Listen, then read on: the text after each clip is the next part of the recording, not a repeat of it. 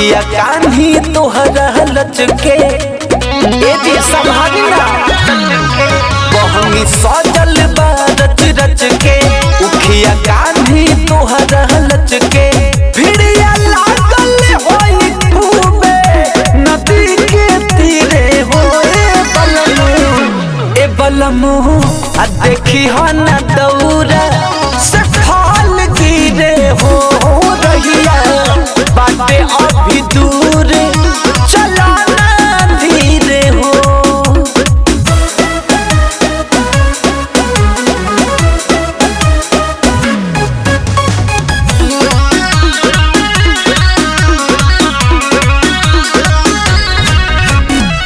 Music by Pankaj Singh.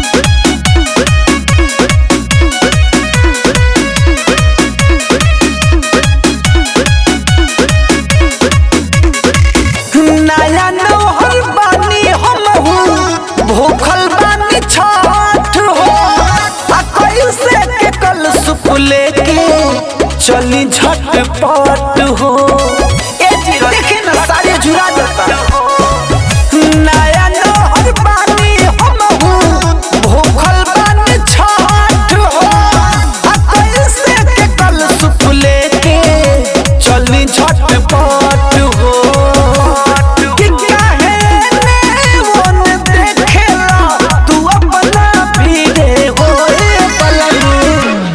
आ देखी हो न दौरा से फल गिरे हो बलमु देखी हो न दौरा से फल गिरे हो।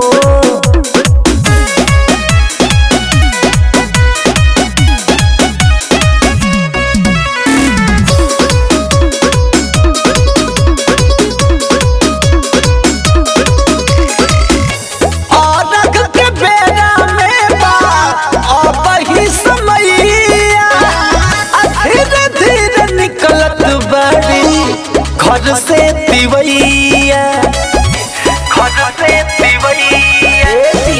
कि औरत के बेला में बा वही समैया धीरे धीरे निकलत बाड़ी घर से पिवैया पंकज के अकेला देव घाटे हो जरूरे हो ए बलमु देखी हो न दौरा से फल गिरे हो ए बलमु देखी हो न दौरा से फल गिरे हो।